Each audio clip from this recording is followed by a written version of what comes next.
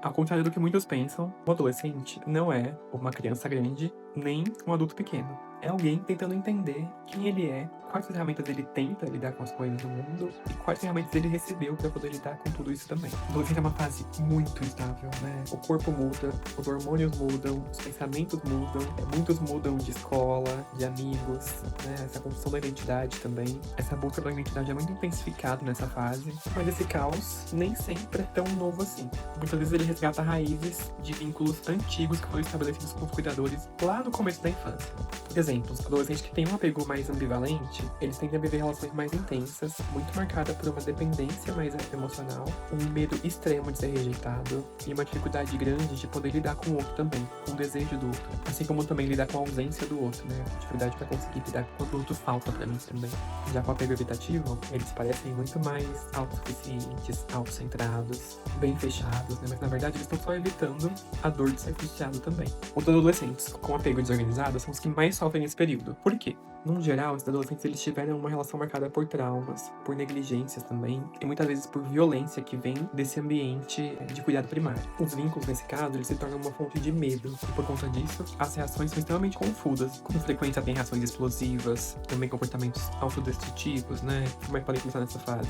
Pacientes que se cortam, ou iniciam também o uso de álcool, drogas, pensamentos de ação suicida, uma impulsividade intensa que relacionada a tudo isso, e também um isolamento radical. Já adolescentes que estão desenvolvendo com um apego mais seguro, eles tendem a passar por essa fase de uma forma um pouco mais fácil, um pouco mais flexível emocionalmente. Conseguem pedir ajuda, conseguem lidar melhor com frustrações também. Basicamente, eles desenvolvem relações com autonomia e afeto. Eles têm dentro deles uma ideia de que eles podem ser acolhidos mesmo em momentos mais difíceis também, mesmo quando eles precisam frustrar as pessoas e também quando são frustrados. Bom, na prática, isso na avaliação a gente consegue verificar entrevistas com os pais, entrevistas com o adolescente, né? Tem também o IBRAPEG, que é uma avaliação que a gente usa para avaliar estatisticamente também esse tipo de apego, escalas de autoestima, escalas de função executiva, escalas de depressão, ansiedade, escalas de personalidade e tarefas também para verificar como é a regulação emocional. Tudo isso pra gente poder entender o que tem por trás de todos esses comportamentos. Porque é isso, muitas vezes o problema não é só a rebeldia, é um vazio que tem nas relações. O adolescente muitas vezes não sabe nem nomear tudo isso. Quando a gente entende isso, a escuta muda e o cuidado também muda.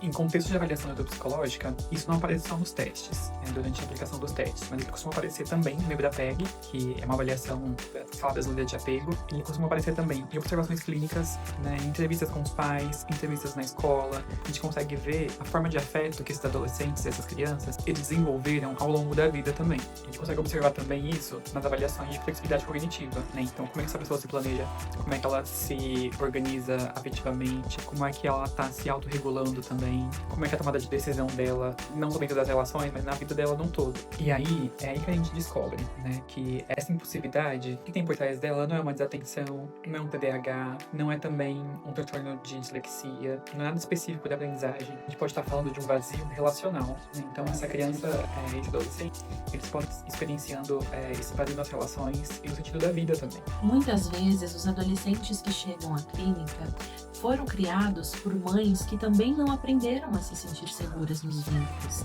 e que dentro do histórico que temos no nosso país, precisam lidar com essa criação quase que exclusivamente sozinhas. São mães que amam profundamente, mas que também não aprenderam como espelhar os sentimentos, nomear as emoções e oferecer a essa criança e esse adolescente uma base que seja reguladora. Por isso que é tão importante o trabalho terapêutico com essa mãe, justamente para que ela possa se sentir acolhida, para que ela possa se sentir segura e para que a escuta desse adolescente mude, a escuta para esse adolescente se torne também mais abrangente, mais segura, mais acolhedora e mais afetuosa. Nós não conseguimos oferecer ao outro aquilo que nós não temos, aquilo que nós não aprendemos. Por isso que é muito importante, dentro desse contexto, educar essas pessoas para lidarem com as próprias emoções e para quebrarem padrões, às vezes, inclusive, geracionais. Então tudo pode estar vindo de uma sensação de que ninguém escuta de verdade, os sentimentos são grandes demais para serem importantes, ou que eles são pequenos demais para serem importantes também.